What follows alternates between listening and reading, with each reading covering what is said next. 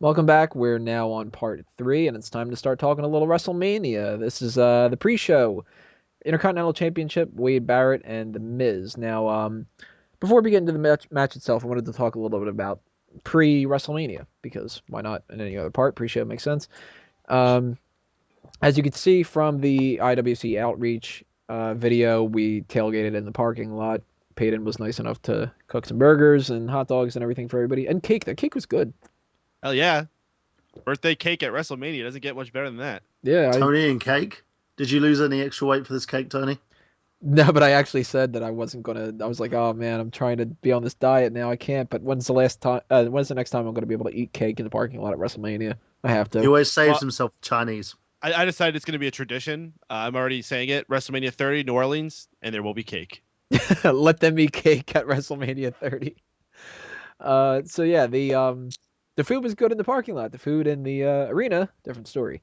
One thing I want to throw out there about the MetLife Stadium thing, they really need to get their shit figured out when it comes to the concessions. My girlfriend went to get cheese fries and missed the first two matches because and this is the thing, she had two people in line in front of her.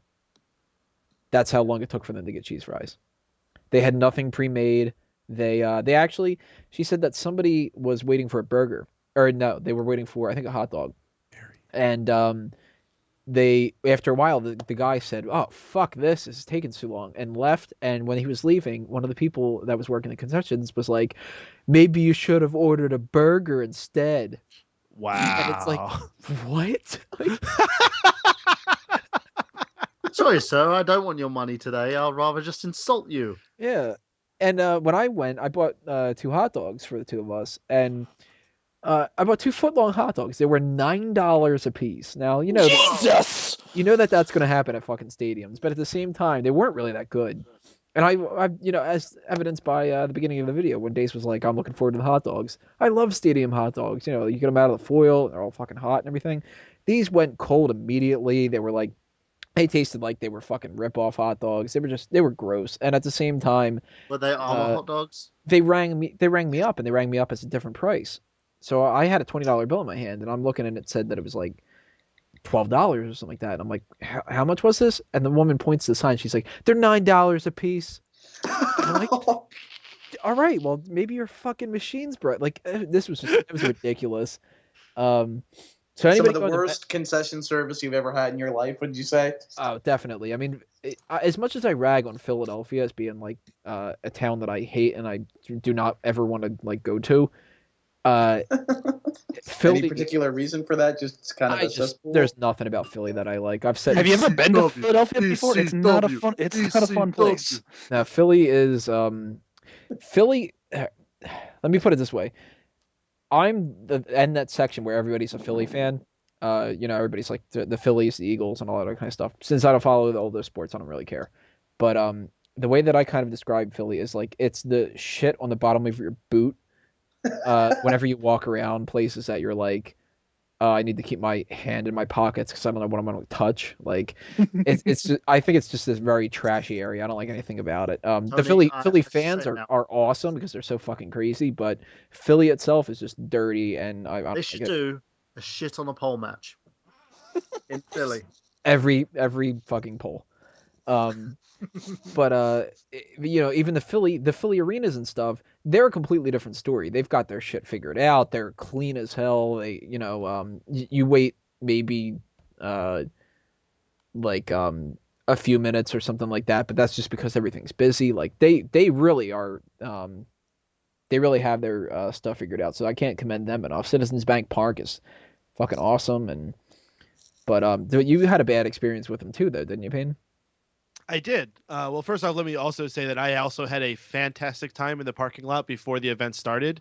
When I actually first got there, the first thing I did is I went and visited the WrestleMania Superstore, which was basically a retail store that they had set up inside MetLife Stadium. And you right on, they had all different kinds of WWE merch. They had everything you can imagine, from piggy banks to sock monkeys to hats to T-shirts to jackets to pillows to throw blankets to baby wear. I mean, everything was in there. Did they have The condoms?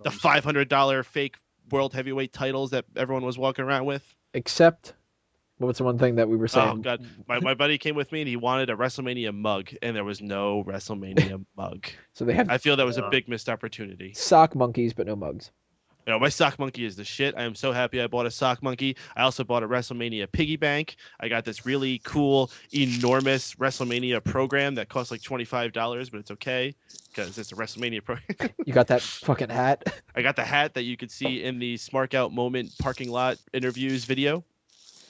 But getting to my concession story, so we get in at 4:30 when the gates open. We go and sit down in our seats, and I'm like, oh, you know, if I'm going to get something, I might as well go to concessions now, so I don't miss anything. So I get up and I go, and I don't recall what time I actually went there, but I know by the time I got back, I'd already missed half of the pre-show match. The Miz and Wade Barrett were already in the ring. I was waiting in line at the pizza stand, and my gosh, it just took forever. And by the time I actually got to the front, the person who worked at the register just like disappeared. She was gone for like, I swear it was like 15, 20 minutes.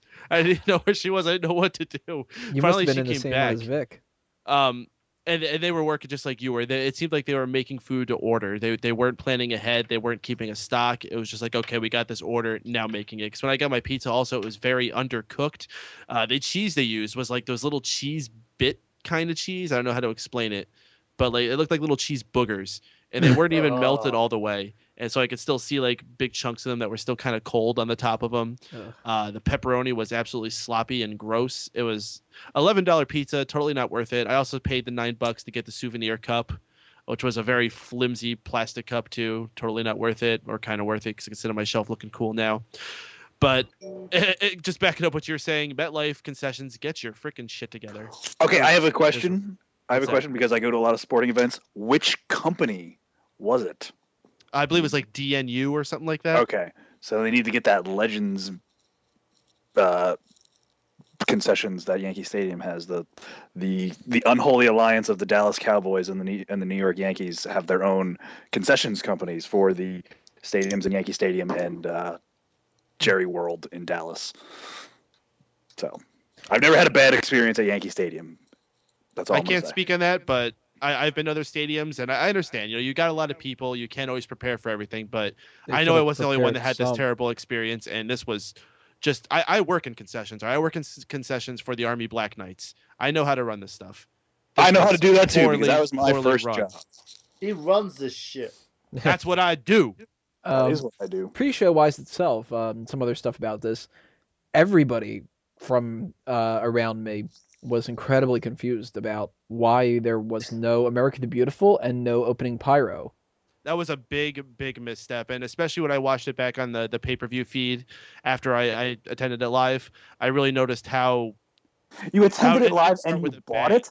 No. I mean, I watched like what it looked like from a television standpoint. Oh, okay. It just seemed like the show started with such a low note. I mean, they had that speech from Chris Christie about Hurricane Sandy, which I'm sure some people found inspirational. Me, it was just kind of like, okay, come on. It was pointless. I think if you see like the ton of Rock vs. Cena promos, like the ones before the pre-show and then the ones before the pay-per-view. And the pre-show itself, they counted down for us at the very least for over an hour. And then they seemed like they rushed this Miz and Barrett match. And then we also didn't get our Tons of Funk match. So it was like you could have had both of these matches have 20 solid minutes. I mean, people might not have wanted to see 20 minutes of Tons of Funk, but at the same time, it could have given it 10 minutes or something like that and actually had it on the pre-show instead of rushing and cutting things like Jack Swagger's entrance and everything like that. I thought it was really poorly done with that. Yeah, they made him look like a jobber with that. I think I was talking to Braden about that recently, but we'll go more into detail on that. Yeah. Pre-show, for me, it seemed like, you know, they were building this pre-show up to be something bigger than the bog standard normal pre-shows. It just seemed they just had a lot more filler and not enough wrestling in it. And, you know, because they were rumored to have about 2 or 3 matches on the pre-show. It was going to be a bit longer. It was going to, you know, be a nice little prelude to Mania, and it just didn't happen that way. And the Miz versus Barrett itself, it just seemed lackluster. I didn't like that match. I felt the match from Raw did a hell of a lot more to sell these guys. You know, they worked a lot harder in comparison to their Mania match. And I just felt like it was all just rushed.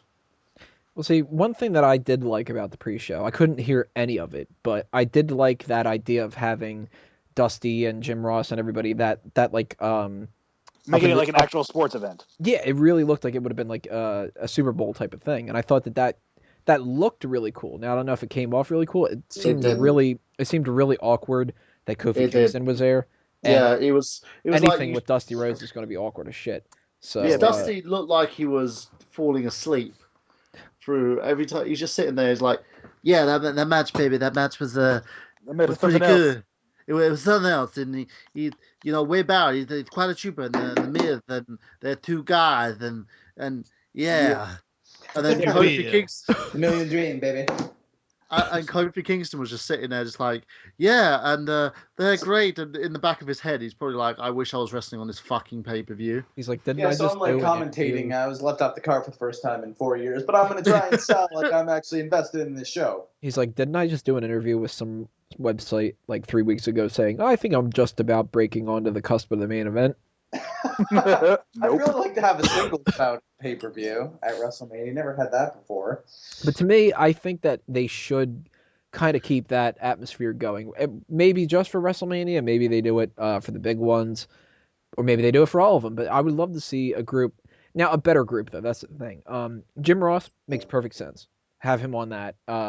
You could have maybe, I don't even know off the top of my head who would be some other great. So you wouldn't bring back Kofi Kingston for that? I don't think you should use normal roster members. I think maybe you even have like a rotating staff. You have Jim Ross do what he did with the Legends Roundtable, and he's kind of like the main guy. And at the same time, you bring people like an Edge back for it, or HBK, or fucking Piper. Piper would be fucking hilarious. Like, do you know who that actually reminded me of the Coliseum video?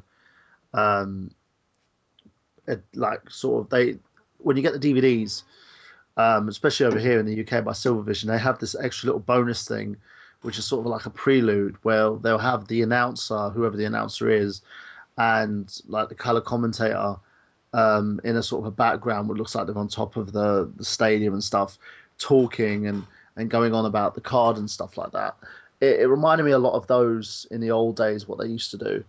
Like with Gorilla Monsoon and Bobby the Brain Heenan, and to name a few, that would just basically, he even did one with Piper at one point. Yeah, you could have Michael Hayes. He could be a standard. Scott Stanford. I mean, he makes sense. They're bringing him on a lot of these different things, but that's who I would go. I would look at legends, look at guys who are not established talent on the roster, because having Kofi there just made no freaking sense at all. At the same time, they weren't doing anything else with him, so at least they got him on screen for the event. Bring back the legend Todd Pettengill. They could have thrown him in a match somewhere. Not actually watch the pre-show. They could have thrown him in a match somewhere. He didn't need to be in the pre-show or post-show talking about Mania, because it looked like he didn't belong there at all. And I understand they wanted to do something with him, but he could have been better utilized. All right, let's move on to the match itself. Excuse me again. I thought it was a pretty good match from what it was, but it felt a little too short to me. And now that Miz just dropped the title again, it really speaks volumes to that whole thing I mentioned before, where that they were going to have Miz win the title just to have a title change happen at the pre-show and make people think that anything could happen at WrestleMania. Even if it's not WrestleMania. I can't blame them for doing that. I bet you if I were in the same exact position, I would do the same thing. So I wouldn't. And I'll tell you why.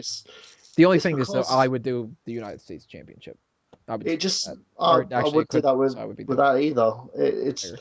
I would do it with the Divas Championship, because with that title change happening, it just seemed like they were just like hot potato in the title. And I know what Mike was saying to me earlier, because we were discussing this about the fact that they were doing it to sort of give Barrett a sort of a reboot, so to speak, to his Intercontinental title reign.